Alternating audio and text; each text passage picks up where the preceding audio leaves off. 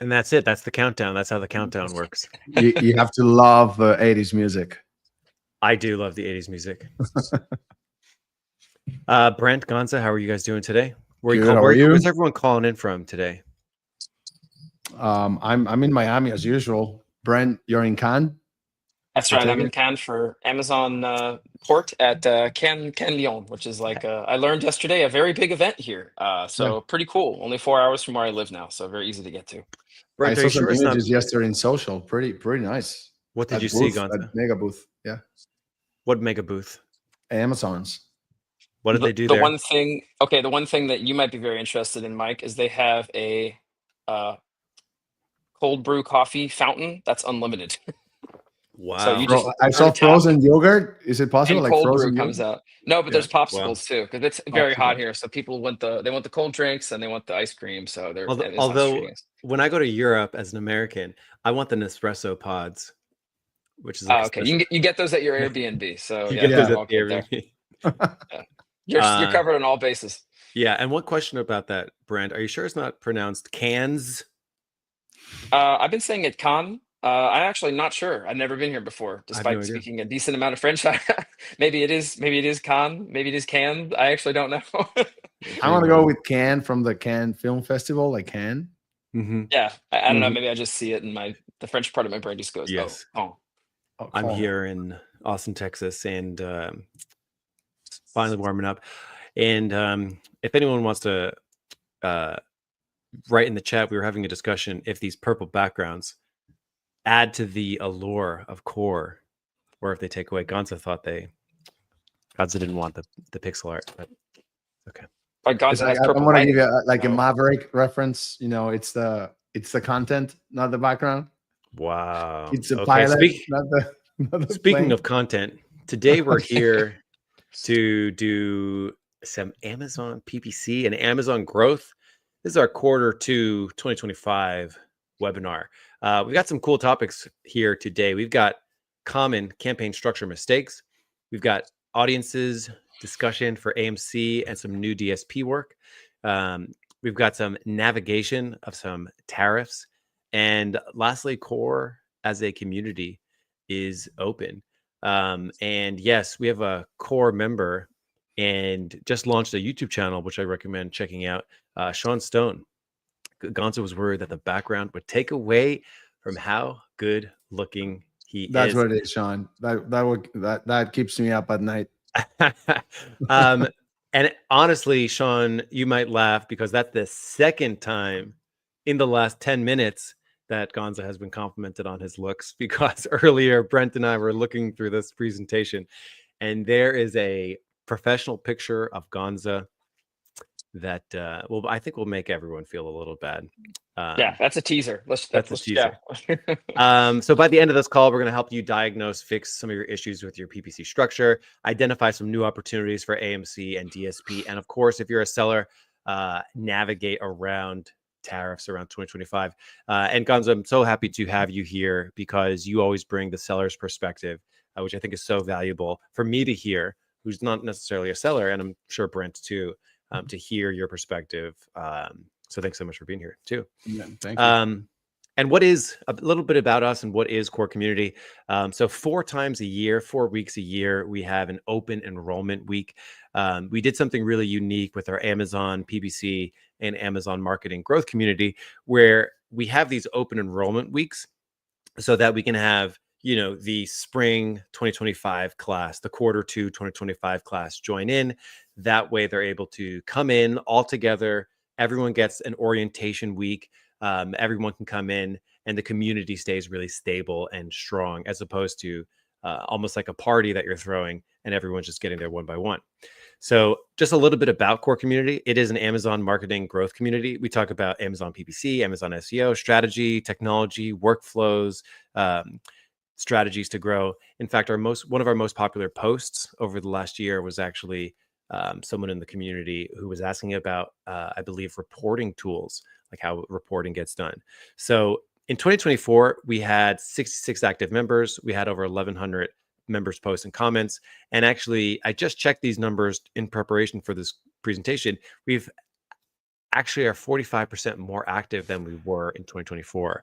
So those numbers of posts and comments is actually on the way up, which is really cool for a community to be several years old. We started this late 2022, early 2023, and it's getting more active over time, which I think is incredibly rare for a community. So yes, we have this open enrollment week so that we really do call it an application, and we do scan every single application, and it's not a start a side hustle community. It's really intermediate and up. So you can really learn tons of skills here. Every week we do a weekly mastermind. Here is a screen cap from the mastermind, and it's actually really cool. Someone posted their placement settings, and we were getting some feedback from the community on about how they should navigate the situation. So that's really cool. We have almost 100 guides and SOPs. As you can see, I've liked all of them. But we talk about lots of different topics like Amazon marketing and PPC. This was about free tools. This was Destiny with Sean came and gave a guest presentation about AMC, daily profit tracker, how Sean uses AI to automate single keyword campaigns, Ngram research, why you should give a damn about AMC. We cover so many cool topics and have for so long. It's really cool. So if you're interested in this, go ahead and check it out, corecommunity.io. And without further ado, let's jump in to campaign structure. Why it's hurting your account. Some core members may have seen this before, but I actually added a couple things to it. And if you're unclear about who I am, my name is Michael Erickson Fasheen. I've been talking about Amazon PPC for quite some time over at adbadger.com.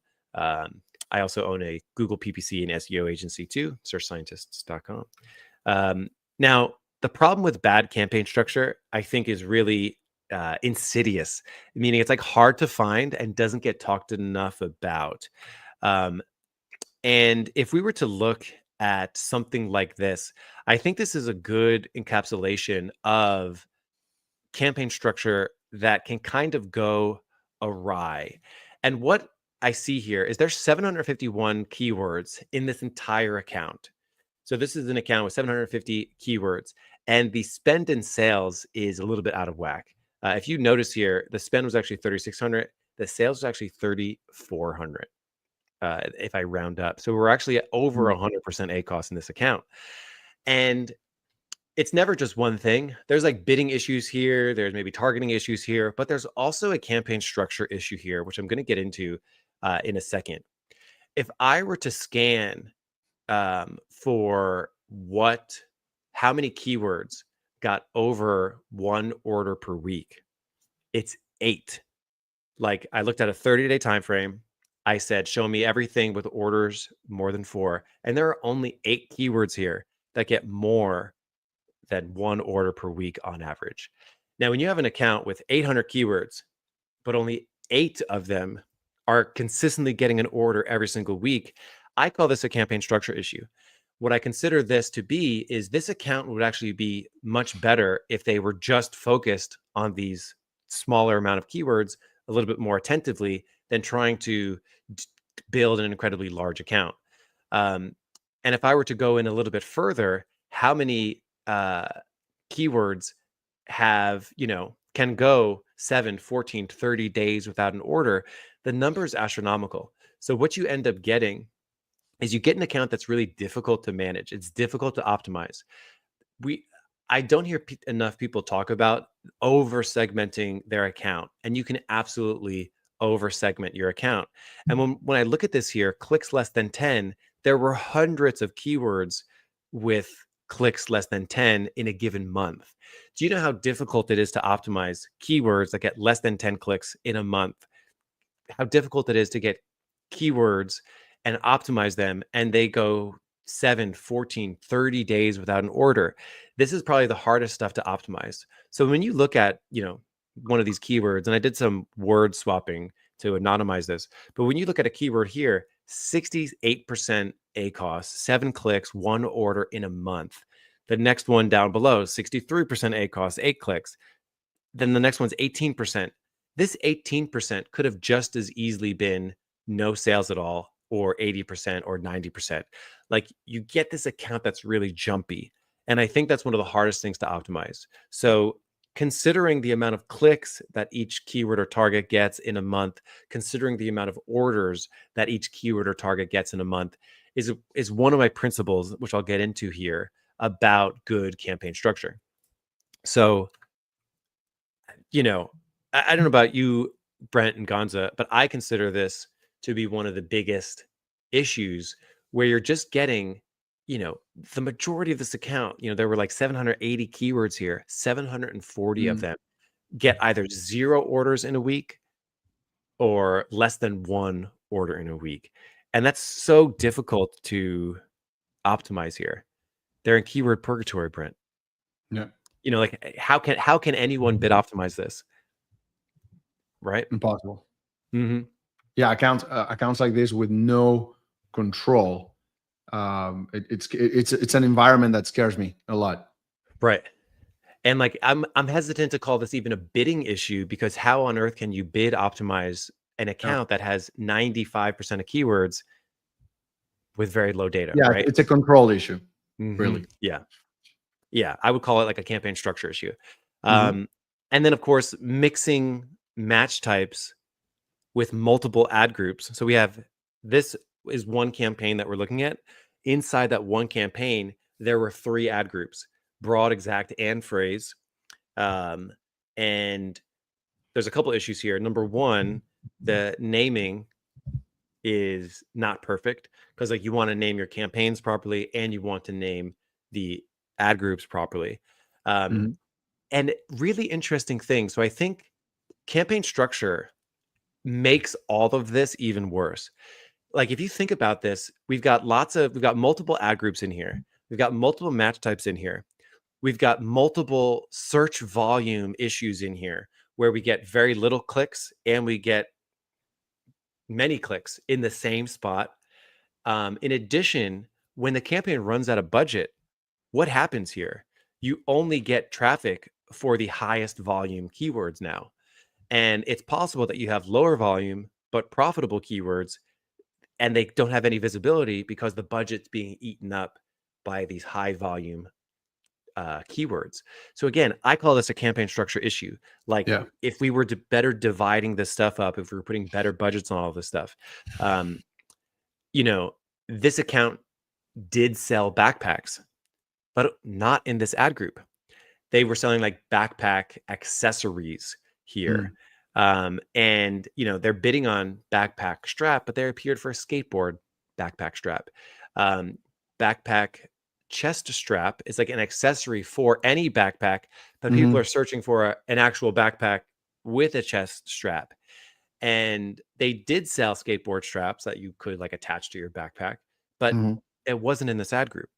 So like I call this leaky campaign structure, where like Yeah. you do kind of sell the thing, but not in that ad group, not in this way. So like I think being relevant is a campaign structure, like a control issue here.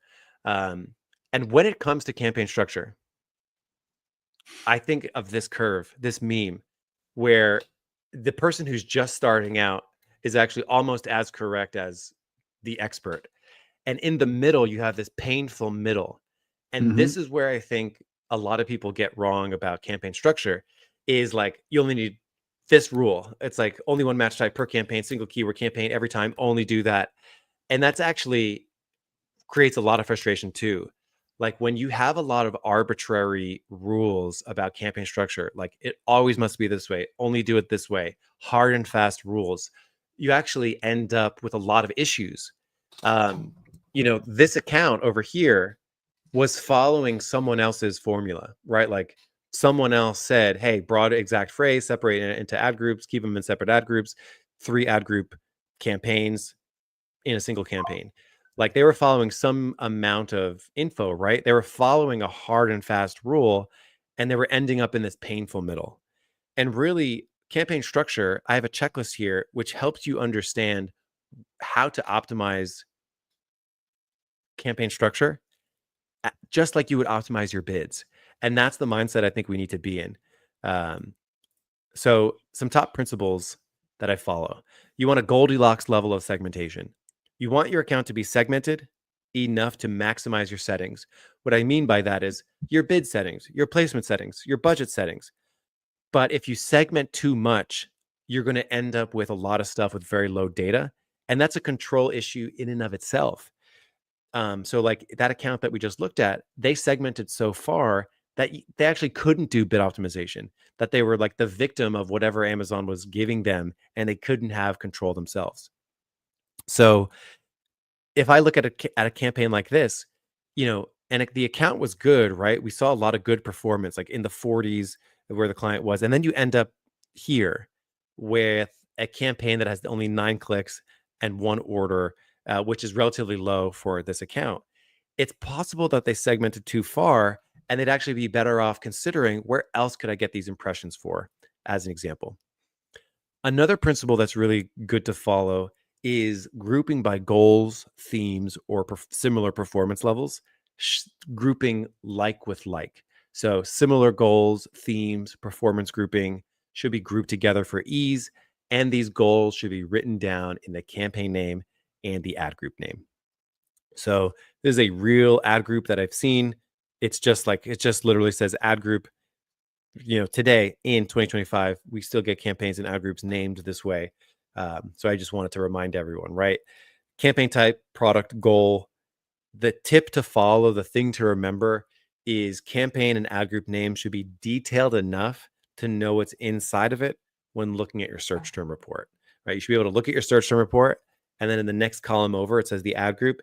And then the next column over, it says the campaign. You should know exactly what's inside there so that you can have better search term understanding of what you're triggering for. So that's definitely one thing. Now, this, I think, also hurts accounts. This breaks that principle of storing like with like. What you see here is a 65-day date range. And then at the top of this ad group, so I split this image into two. I went to the top of this and then the bottom of this. You have really high performing keywords, 2,000 orders, 100 orders, 80 orders in a 2-month period. And then at the bottom there, you end up with like 2 orders, 1 order, 3 orders. And, I consider ACOS like this down below. I call this a random ACOS, meaning the 116 could just as easily be 50 if it gets 2 more orders soon. Yeah. This 94% ACOS could just as easily be 30 in a week. This 23% ACOS could just as easily be 80%. Like when you have a lot of stuff with very low data in a long period of time, I mean, this is two months, 5 clicks, that breaks the sort of the Goldilocks range, and it breaks the grouping like with like. So grouping with search volume is generally a good idea because you can better control this. I mean, think about this. These things are sharing the same budget.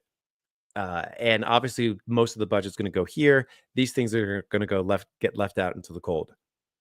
So a couple principles here, and I'll share a checklist here for you. And I recommend that you take some screen caps here. I'm not going to go through the full checklist, but I will post it here. So the right way to organize campaigns is really a mindset shift. It's not about the right structure. It's about having the structure optimization process, meaning all these examples that we looked at, whether it be here or here or here or anywhere, you always want to ask yourself, what part of my campaign structure contributed to this? And then you want to tweak it over time. So think about your campaign structure like anything else in Amazon PPC, something to optimize over time. So this was a glimpse of a presentation inside Core. So what we do periodically is we will create SOPs with a lot of this information. What's also cool about this is like we'll do a presentation, we record it, we build an SOP, and then it's like community driven too. So shout out to people who help contribute to this internal database of knowledge that we're building inside Core. You're able to sort of get a lot of these SOPs. So I'll share the checklist here and highlight some areas that I think are important. So this is like your pre-flight checklist, or this is like your checklist when you're thinking about campaign structure that you can run through. And there's a couple different things that I wanted to point out here. I've already pointed out this one. Your campaign naming needs to be so consistent that even when you're looking at search terms, you know exactly what's inside. Now, this one at the bottom, I think it'd be really helpful for people. I see a lot of people who struggle with what products, parent, children, variations should I be grouping together. And essentially, ad groups should contain singular products, so one product only, unless there's a reason to group them. So again, already we're getting into like this bell curve, right? This bell curve, which is actually like we want to be over here. So like, but at the same time, like, what are those conditions? So here are the conditions. You want single product ad groups unless there's a reason to group them. Acceptable reasons being very similar products, clothing of various sizes. It's like the same t-shirt. It's an 80s Metallica t-shirt. Those similar sizes can probably get grouped together. Very similar levels of performance.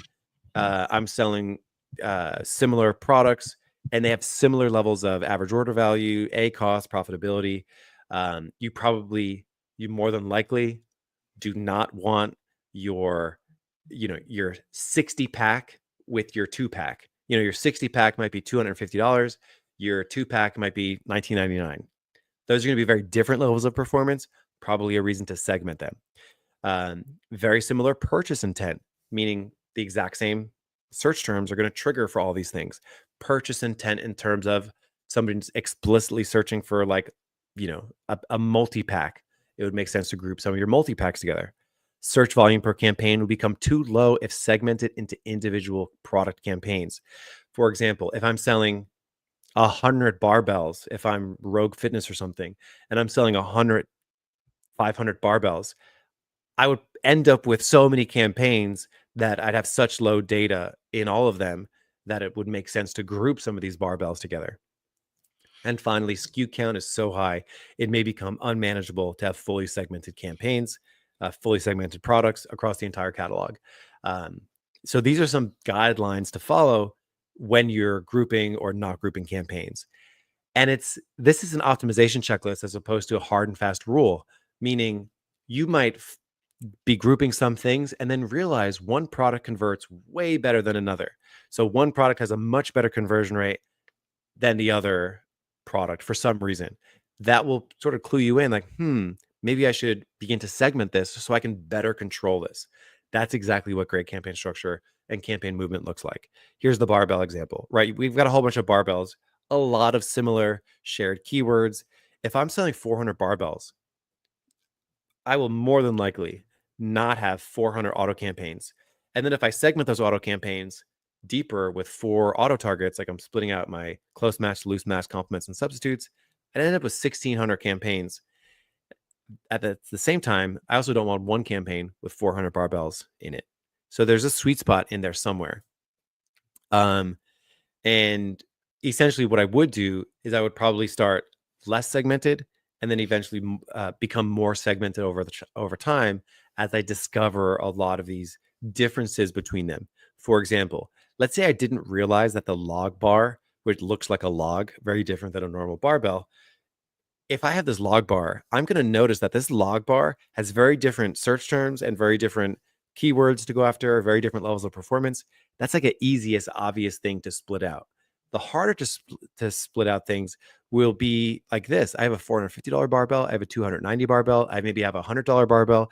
Those things will begin to peek their heads out, and I'll begin to make some optimizations around that. 2 more things that I wanted to point out here. Grouping campaigns by goal. Like you don't want your ranking keyword in the same place as a profit-focused keyword. And then duplicated search terms. So duplicated search terms are great. A lot of people say, are duplicated search terms good or bad?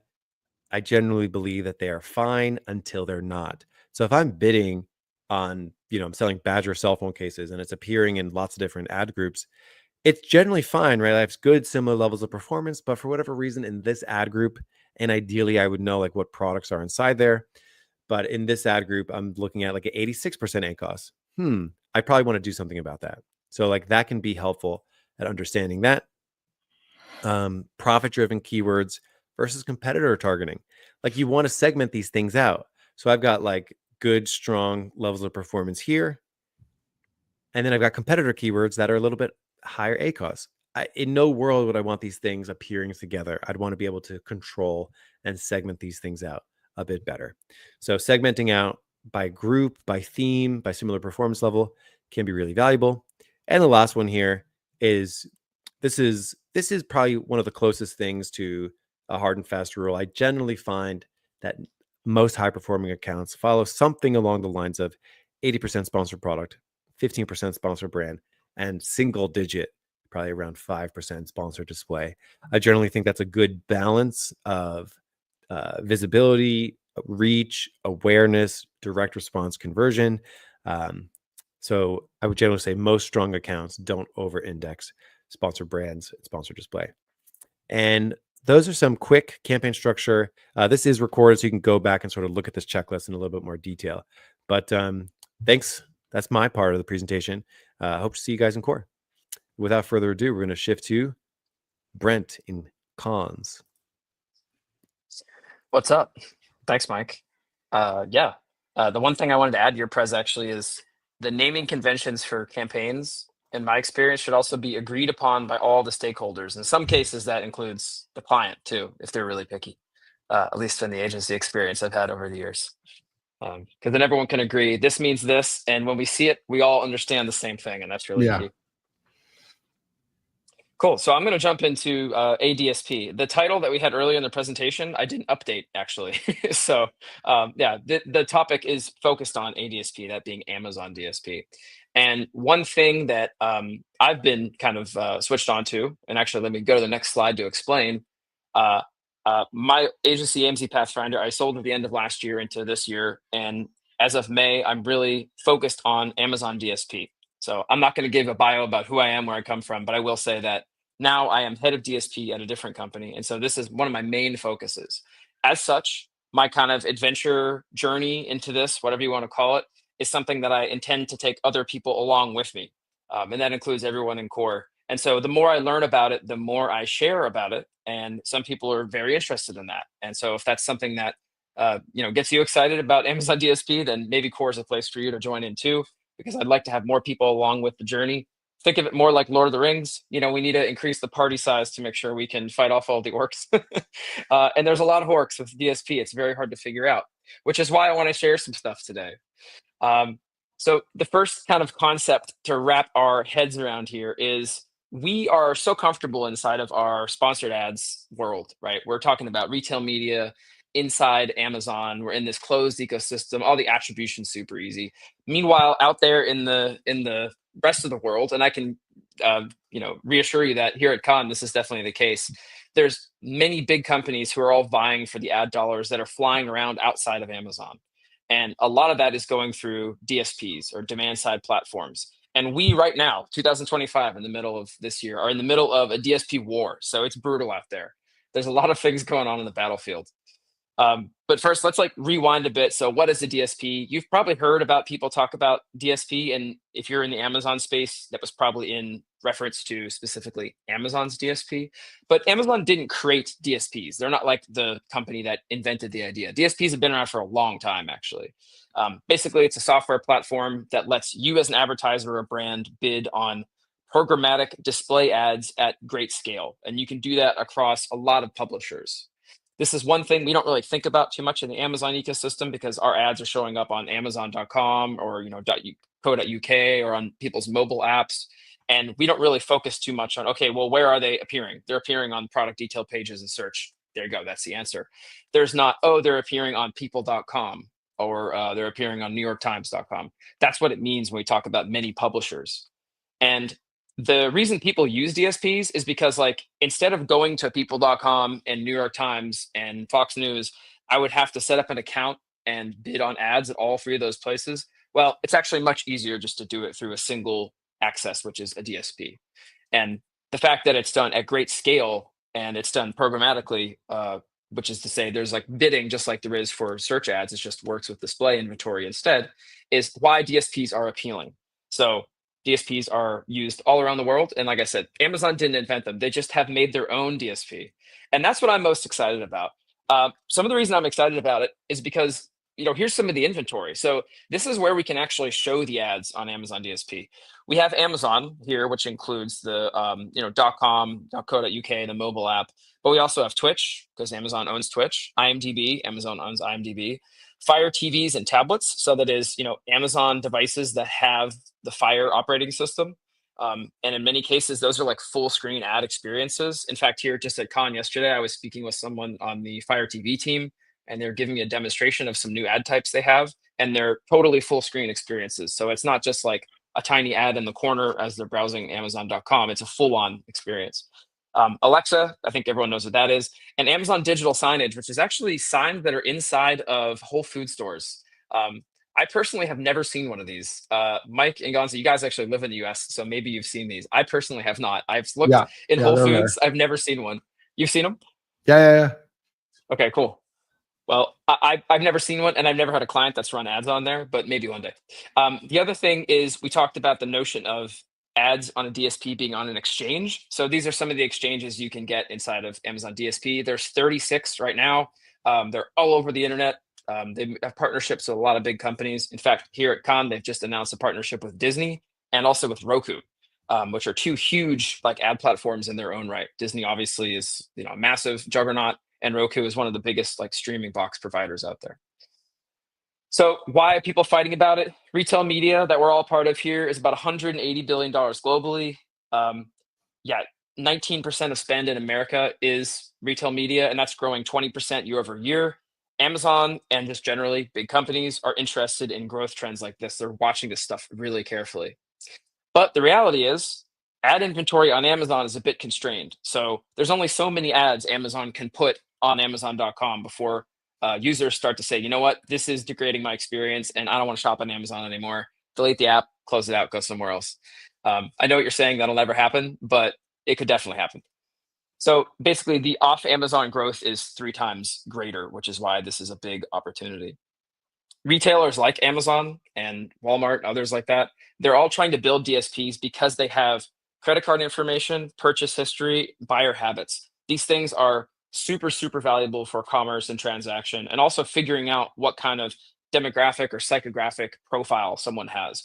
I know that if someone makes a bunch of very high ticket purchases on Amazon based on what those prices are and what those purchases are, I can probably make some guesses about maybe their age, their gender, their like income level, their marital status, and those things are obviously used for targeting on ads. So the big thesis here is like, why get excited about this? Because resources at Amazon are shifting to Amazon DSP and to offsite. I've confirmed this with 2 people I had meetings with yesterday here in Con, just talking to them casually about like what the future is and trying to get a bit of information out of them. They're definitely all very excited about Amazon DSP. And everybody wants a slice. I apologize if you guys are hungry. This looks like some kind of, I don't know, shoe fly pie, maybe a cherry pie. Yeah, I like the crumble. You like the crumble? Yeah, me too. I'm a huge fan of the crumble. So it's not just Amazon jumping in. We got Google, we got Meta, we got Yahoo, Microsoft, Trade Desk, Criteo. These are all other DSPs. I've seen all of these on the beach here at Con, except for Yahoo. Maybe they don't have the budget to make it this year. And yes, they still exist. But certainly Meta and Google are out there. We talked about Amazon specific advantages. Don't want to go into it too much, but Amazon's also like really, really keen on video. Prime Video has 275 million viewers a month across the world, and their attribution with AMC is like super key. So to share things that I've been doing with DSP recently, this is stuff that I've been exploring and messing around with. The first one is what's called responsive e-commerce creative. So in DSP, you have this idea of like creative, and that's separate from the ad group and the campaign. So you make a piece of creative and then you assign it to a campaign. They have a lot of campaign creative types on DSP that are very, very flexible. So you give it a headline, you give it some images, you give it permission to pull the prices and the updated like inventory information sort of from the ad, and then it shows all across the web and Amazon and all these different formats. So what you used to have to do with DSP is make like 20 versions of 17 different sizes of ads. Like this one's 300 pixels by 400, and this one's 280 by this. You don't need to do that anymore. It's like super easy to get started on DSP. You just make a couple of responsive e-commerce creative like this, and you add it to the campaigns and you go. Amazon will automatically optimize and rotate out different headlines if you put it in, which is what this looks like here. So this is a slightly different kind of creative, but I can add 5 different headlines, a logo, 3 different body texts, and 3 calls to action. and it will automatically rotate between these and pick the best ones that are actually working based on the audience that I've added. So this is one thing that we all wish we had with sponsored brands, for example, like really, really, truly good A/B testing and creative rotation. Well, guess what? That exists over in DSP. Very Some of the Google-like. reports, yeah, it's really nice. And some of the reports, this is a classic Amazon. They give us this feature, but some of the reports, Gonza, are not the best for like, okay, well, which one did you actually pick Which and one why? did you? Yeah. Yeah, but we're getting there. We're getting there. Okay, so we're celebrating the wins here, and this is something I have used a lot recently. We're using this with a couple clients, and it's really fun, just to be able to rotate it out and actually have some true like A/B testing and rotation. This is a very poor screenshot. I apologize, but basically, another thing I'm getting into with DSP is, we dwell at the bottom of the funnel typically when we talk about Amazon ads. We're thinking about people who are in the consideration into purchase phase. DSP allows us to do more of this marketing for awareness, and then with AMC, we're actually able to tie it together and pull in what was the impact through the whole advertising funnel. So this has been a new exercise for me. I'm focused on things like detailed page views or cost per thousand views of the page, or how many people can I get to add to cart or consider like adding to wish list. These are all metrics you can get from AMC and DSP. So that is maybe like a big departure for me from just going for, here's the keywords that I think are like the most relevant, and then, getting people to buy at the end of the funnel. This allows us to take it to the next level. There's entire presentations we could have just about this concept and why now in 2025 it actually works. The real answer is that AMC is great and that DSP reporting is much better than it used to be back in 2020 when I first started with DSP. So those are the two big reasons. And that's why I feel like this is the year when this is finally like coming online. And I encourage more people to try it out. Now, for some other parts that are kind of tied in, Amazon Marketing Cloud. This is something that a lot of you probably heard about too. And this actually, Mike and Gonza, I would say this is like something we talk about almost every week now inside Core. We have posts about it in the forums. We have a lot of people who are making audiences. Those audiences can be used for DSP. They can be used for sponsored ads. And specifically what I'm showing here is what's called path to conversion. So this is a report that we use to figure out how people actually came to purchase something in your account. So this one, it's a bit hard to see, but a lot of these sales are either started by DSP or they're finished by DSP. So it's coming in at the retargeting at the very bottom, or loyalty, or in some cases we're using video and other more like generic display types that are like static images at the top of the funnel, and getting people familiar with the brand before they are on Amazon later, and then they actually see it again and they have that recognition from going, oh yeah, I watched a video on that like 2 days ago and it's like vaguely familiar. Why don't I research it more? Why don't I search for it more? And that is really one of the reasons, like I said, that it's much easier to make a business case for your clients, or if I'm talking to brands here too, much easier to understand what DSP is actually doing thanks to AMC. The second part for Marketing Cloud is new to brand, which is this concept of like, where did people come into my funnel? A person who has never purchased from us before. What this graph is actually showing is like the top 10 ASINs with new to brand purchases. So if you have a whole ecosystem of SKUs and ASINs that someone can purchase from your brand, maybe some of them are at high price points, some of them are middle or low price points. Which one is the lead one? Which is the one that they go to first? And then they say, you know what, I really like this product. I had a good experience.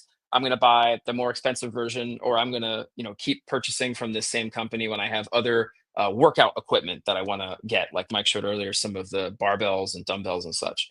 That's like a really good scenario, because maybe someone buys an ab wheel for $25 and then they end up a couple months later buying a $230 barbell that they put the rest of their weights on.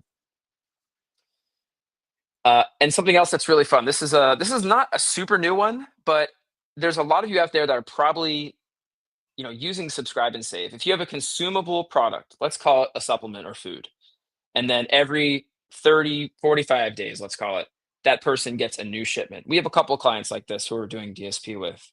You can make an audience from people who are your current subscribe and save audience. So these are people that love your brand. They're buying it consistently. And then you make a lookalike audience from that, and you can target this inside of DSP. So we're testing this, and this has very, very good results. Just because of Amazon's, matching algorithm with all the common traits that group of people that love your brand already have. you can set up a audience type that's like quite similar to them and then target that. This is something that, as far as I'm aware, you can't do at all inside of sponsored ads. You can make an audience like this, you push it to DSP, then you use DSP to target it. Oh yeah, and this is the last one I think I have in here, but this is a bit more complicated of a topic, but you are able to take an existing customer audience from your D2C website or your brand. Let's say you have a customer list for a couple of years of 10,000 people that have bought your products. You can pull that into DSP in a privacy safe way. You have to encrypt it.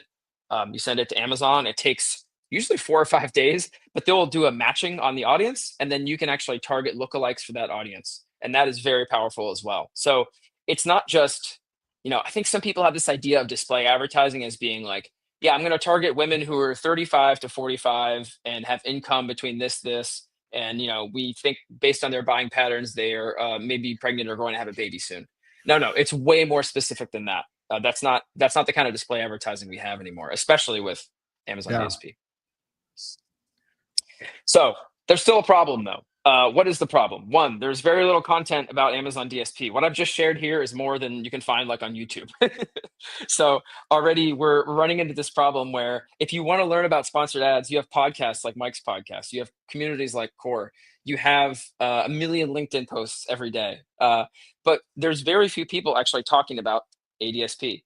The second one, getting access to a DSP seat from Amazon is still pretty hard, although there's a lot of resellers you can work with these days and software tools that make it a bit easier. And the last thing, which is kind of the belief of Core, education from Amazon is one thing. And there's some like decent courses. Their advanced DSP course is not bad, actually. It's quite good. It takes a couple hours. But hearing from other people who are actually doing it, like us in Core, is the invaluable part, because you can come to me or someone else in Core that's got experience with AMC, which is a lot of us now, or is running DSP and say, well, how did you guys navigate this problem? Well, we had some creative that was disapproved. For some reason, our ad inventory is not running on this particular website. Oh, okay. I think I know why. Let's talk about it. I've had this problem before. That's kind of the thesis for why, we're doing this stuff with Core. So getting started, you're packing your backpack, you're getting ready to go on the voyage of DSP. The first thing you should do, DSP certifications, the basic one and then the advanced one, get them both done. That's easy. I can actually share a link to this, or Mike, maybe you can drop it in here if you want to. It's in the actual like subheader of the slide, if you can like see that. But I was sent this by someone at Amazon. This is a giant archive of Amazon DSP how-to videos and live recordings. That's like really powerful. I watch all of these and they're really helpful. So that's a big one. Shout out Sean Stone. I know we mentioned him earlier. I was on Sean's podcast recently, and we talked about DSP for a good 40 minutes. There's also a link to that, which we could provide. But if you just also search, Sean Stone, Stone's Goods, he's got a channel. So big ups to Sean. Also a Core member, of course, but he really put the screws to me in this conversation and made me justify why DSP is like a good idea. And like I mentioned at the top, Amazon Ads and Disney made a partnership now with DSP and Roku as well. So that's pretty much it for me. DSP journey going on in Core. I'm the DSP guy in Core now. So come join me in the journey, join the community. I'll see you in there. That was great. And like both topics, like Mike's and Brent, in terms of optimization of current ad accounts, which it's safe to say, I dropped it in the chat, like I think 60% of all ad accounts that I've seen need some sort of campaign structure optimization. In terms of new frontiers and where to spend new advertising money, I think AMC, DSP are the biggest opportunity. Mainly because a lot of the well handled and optimized campaigns, the inventory of sponsored products and sponsored brands it's almost over. So I don't know if you guys watching this, growing brands and growing ad accounts, at some point you're maxed out and there's very little that you can do, and just creating awareness outside of Amazon, even on the platform with awareness campaigns, that seems to be the next logical step. Yeah. So, it is totally possible, Gonza, to run DSP and only have it show up on Amazon if you want to. It's possible to do that. But to Mike's point, a lot of the legacy, I dropped it also on the chat, a lot of the legacy small to mid-size accounts on Amazon that have been there for, I don't know, 5, 6, 7 years doing well.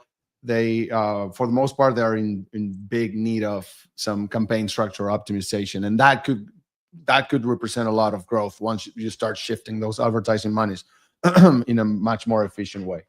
So that's my recommendation to anyone that has that owns a 4, 5, 6 year old brand. For you guys, for you that don't know me, my name is Gonzalo Martinez. That's the infamous photo everyone was talking about. I added the T-shirt. It was full body. I was naked. I added the T-shirt with AI. But anyways, Mike baptized me the seller's voice inside of Core. I'm the only seller of the 3. I'm an 8-figure e-commerce brand owner. The founder of Sire Square, where we start, we grow, and we acquire brands.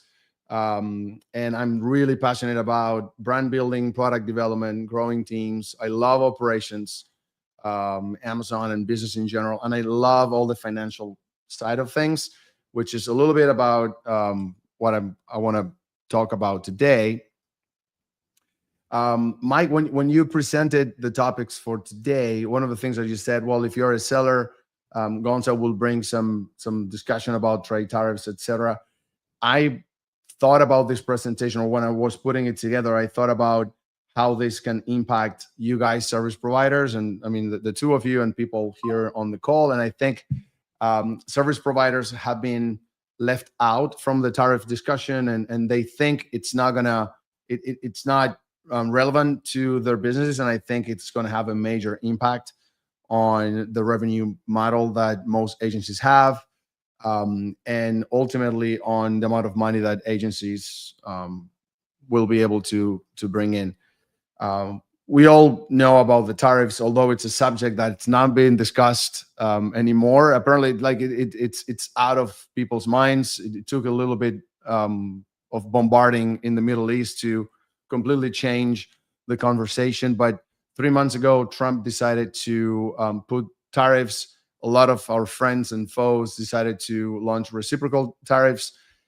Everything is in suspension. I'm just summarizing for about 60 to 90 days, but we haven't reached a consensus. I believe tariffs are here to stay. They're not tariffs anymore. They're going to be the new world order duties.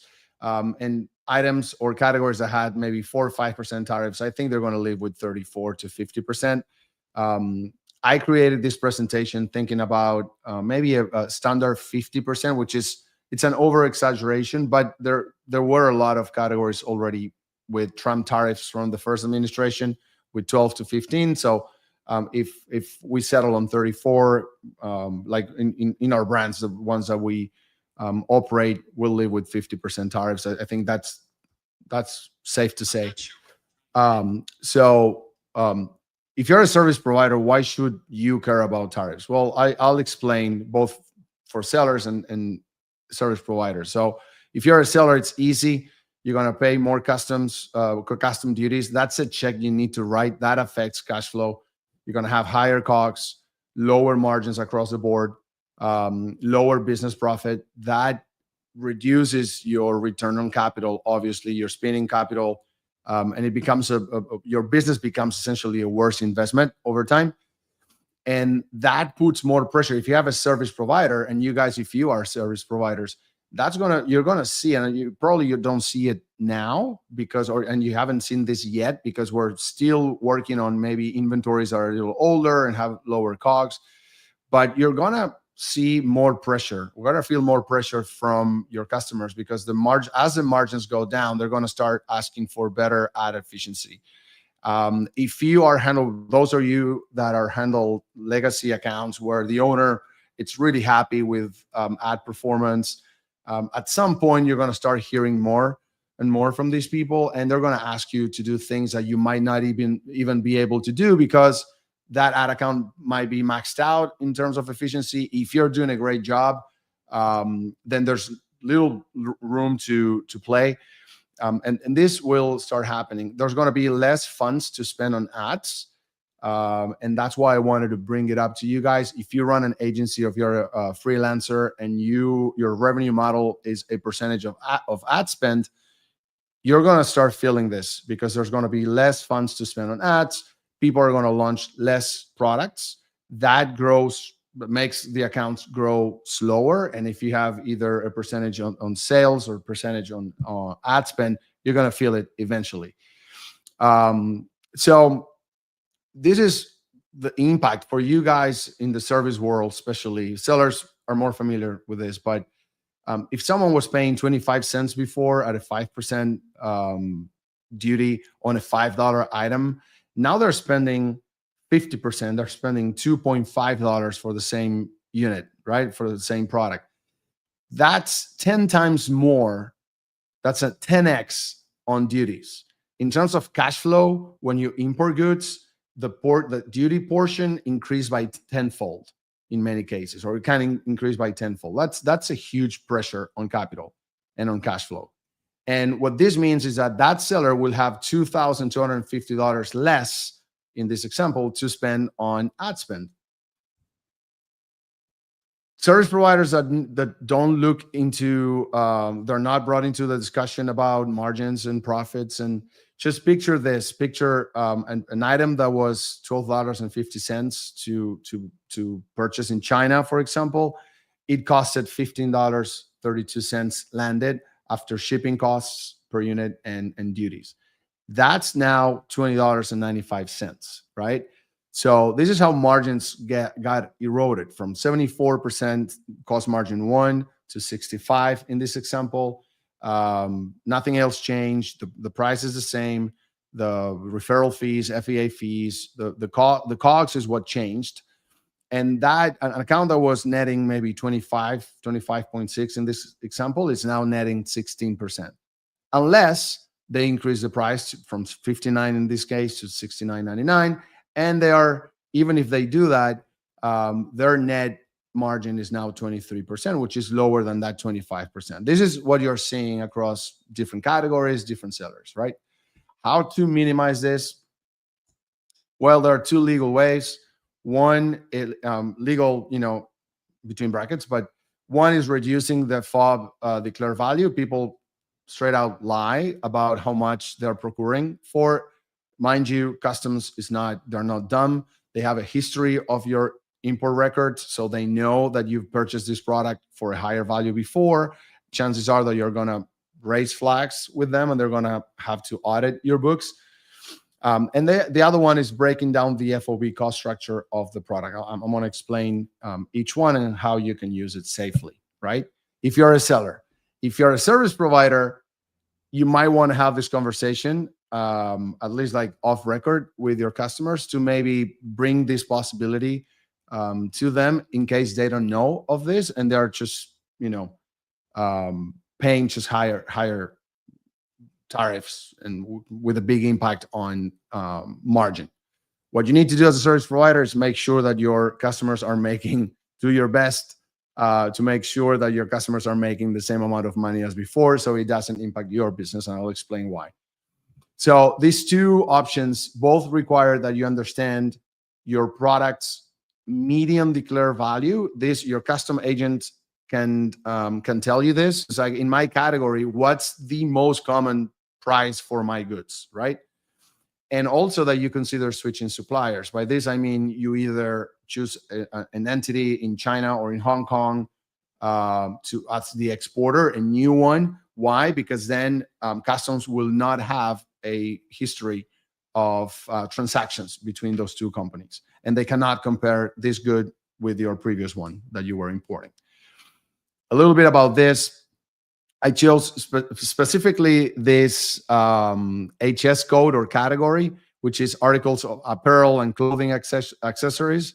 Why? Because there's huge disparity there in terms of export value, right? You have 85 cents, for example, importers bringing in 85 cents for a set of two cotton gloves, for example, but you have Loro Piana also importing a $2,500 pashmina in the same category. So let's say the most common price in that category is $12.50.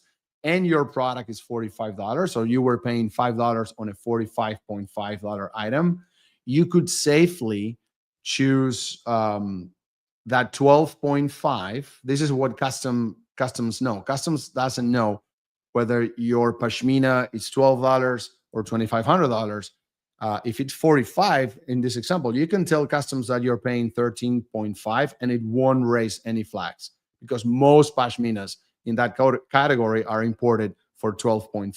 So you could safely do that with managed risk, right? Especially if now you're importing from a new supplier. So you used to import a good that was 45.5, and now you import another one from another supplier that is 13.5. So that's pretty safe to do. And this is the route that many people are going. So in this example of the silicone spatula set, this is the first option. You just change the value of the goods, importing from a new manufacturer. And the issues that this bring, it's not preferable. It's not my preferable solution. Is that you can't pay your supplier for the real value of the goods. Your supplier still needs to get paid $5. So how you're going to get that money to them, you need to be creative with accounting. You need to maybe funnel that through another company as, I don't know, ad services or marketing or whatever, but you can't just wire the monies to your supplier. The second one, which is accepted and it's absolutely legal, is that every good has a breakdown of its cost. There's a direct cost, and there are other costs that affect the final cost of the goods that are not necessarily the unit cost. It could be development costs that the manufacturer is building into the final cost. It could be tooling. It could be patent access or IP protection. They charge 20 cents per unit or whatever. If you break this down in your pro forma invoice, and then once you clear customs, you only pay for those $2, which is a direct cost, and you pay duties on that. This is safe, this is legal, and this is the way that I would recommend. So issues, you need to ask your supplier to do this breakdown, and the development costs and the tooling costs in this example might not be necessarily true, but it's doable. So with this is the biggest opportunity, right? If you do this, in this example, I use $8.90 as a safe cost to declare based on the median in the category. You end up, if you look at the final margin, you end up at the same margin or with the same margin that you had before the tariffs. And if the market helps you, if the market starts raising prices because of the tariffs and you're able to do that, the tariff situation actually benefited you. You ended up with 31% margin by declaring $8.90 versus the $12.50 that you were declaring before. So this is pretty much turning a rough situation or a challenge into an opportunity. This is for ad agencies out there. So I've heard and I've seen, and I was offered different types of contracts and deals with service providers in the space. Pretty much they're hybrid ones, whatever we want to call them, but pretty much, and guys, correct me if I'm wrong, Brent and Mike, it's you have a base fee plus a percentage of ad spend or sales or profit. I prefer profit, not very popular with agencies as a seller. That's what I would like to sign for many reasons, but number 1 and 2 seem to be the most common ones. So with this tariff, what could happen is that what I call the flywheel of doom for service providers, because tariffs increase COGS, reduce profit, reduce margin. And that's when you guys are going to start seeing that the break-even ACOS and the break-even TACOS of a good start to decline as well. So there's going to be, as I said before, an increased demand for higher efficiency advertising strategies, which you might or might not be able to provide, especially if you were already providing a great service. Now there's no room to grow, no room to improve. And what's going to happen is that there's going to be either sales will start to drop or advertising money will start to be tighter, and your percentage on ad spend will start to suffer. And I think, guys, at the end of this road, maybe in the next 12 months or so, contracts will start to be renegotiated with you guys as the revenue models change. So my recommendation from as a seller, right? And this is what I would like to sign as an agreement if I was contracting an agency, is to switch to a percentage of sales instead of percentage of ad spend, which seems to be the most common contract out there. Why? Because I think sales will suffer less than margin, at least initially. Most sellers are sales driven. I introduce myself as an 8-figure seller. You guys have no idea whether I make money, I don't make money. We're all, not me, I'm very profit driven, but most sellers are sales driven. So they will continue, and they're reactive. Sellers are reactive. So they will always try to maintain sales.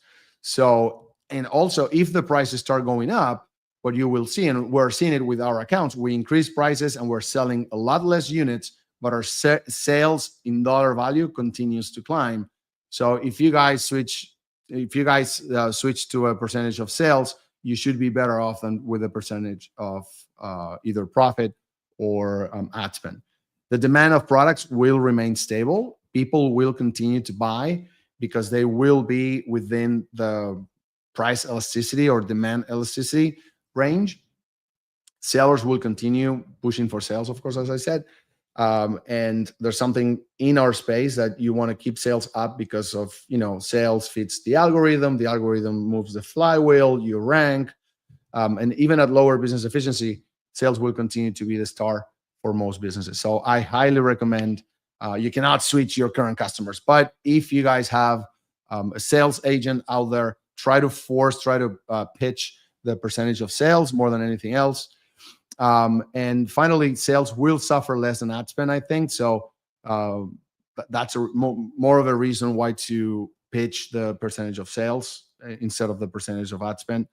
And I explained it there that, margins will be decreasing, tacos targets will be decreasing too, and ad spend might suffer in the pursuit of higher organic sales. So it all makes sense in the next 10 to 12 months that you get more pressure from customers, less ad spend dollars to be funneled your way. So my advice is switch to a percentage of sales revenue model for your agency. These are some of the conversations that me personally want to bring more into core to the weekly sessions. Dig deeper into Brent's operations. I think that's super important. With the increase of PPC costs, the tariff situation, you might think that this is the worst time to get into an Amazon brand. I think it's one of the best for many reasons, especially if you have a team that's, it's a well-oiled machine in terms of operations and you have the experience. This might be the best time to jump into the opportunity because of the amount of brands that will disappear. So less competition, translates into more business for you. So for service providers also to have better conversations with customers. I always keep saying, talk to your customers about inventory, how inventory affects your, ad performance. We had a lot of discussions about inventory supply chain and how it affects like inventory availability, true inventory availability, how it affects ad spend. We discussed that also at Core extensively. We'll spend more time sharing how to optimize products and portfolios, not just campaigns, how to kill certain products, to reallocate those advertising monies to grow the account, overall account size and ad spend. And then, like we always do, concentrate on sharing the skills on how to build efficient and skilled teams. This is super important. Hiring, training, different agencies do it differently. Different sellers do that differently. And it makes for a very, very interesting conversation. So these are all important conversations we need to have, sellers and service providers. And I think Core is one of the few spaces where service providers and sellers do communicate in a civil way and take skills and knowledge off each other. So I highly recommend you're part of those conversations. Mike, you want to take the last, we're 4 minutes over time. That was kind of a miracle. You want to do the closing statements? Sure. was Yeah. so much better than me at that. No problemo there. Yeah. Thank you so much, Gonza. Yeah. I mean, that's pretty much the presentation. I hope everyone found it useful and valuable. You can go ahead and head over to corecommunity.io and you can go ahead and apply. We do actually scan every single application just to be sure that we keep the quality high. I think that's one piece of feedback that I get a lot from community members, which is this is unlike any other Amazon community because it is so curated. Everyone is so generous. Everyone is so transparent. Everyone is so helpful, wanting to help their peers, which I think is really unique. We be sure that there's no scammers or gurus or anything like that are sort of over promising. So yeah, enrollment, we keep it open for about 1 week. So we've got about 6 days left here. And in 2024, there are 71 guides, meaning like SOPs and guides and everything from Amazon PPC, Amazon SEO, Marketing Cloud, seller operations. It's here. I really enjoyed Core. I think we started it late 2022, early 2023, and showing up week after week. I put a screen cap here of one of our calls. We have real active people talking about systems that they use. It's pretty active. It's unlike anything I've seen. I've tried to launch communities in the past before, and it wasn't until I paired up with this crew to really make it happen. But anyway, Brent, closing words. I think it's really cool how all of us over time have kind of taken different lanes in core. Like, definitely Gonza the most qualified to talk about seller stuff. And Mike, you've been on the sponsored ads thing for as long as anyone can remember, with your podcast. And all of us have experience with that too. But it's cool to see, I'm kind of diving into this DSP and AMC area. And so we have our lanes, and it's kind of fun to see that evolve and people in the community kind of be able to pick and choose from like who they learn from, but also who they kind of work with. Because like core is not us three as like gurus; it's also like the community. So there's plenty of people that know way more about certain aspects of stuff than any of us do, and that's another thing that we want to kind of push. I think is that. Like we talked about, I had that interview with Sean, and Sean knows a lot about a lot of stuff, and there's a lot of people in core like that. So, and with that, we'll leave it there. Thanks so much, everyone. This will be recorded if you signed up for it. Have a good one, and hopefully might see you inside Core. Thanks all. Bye, guys.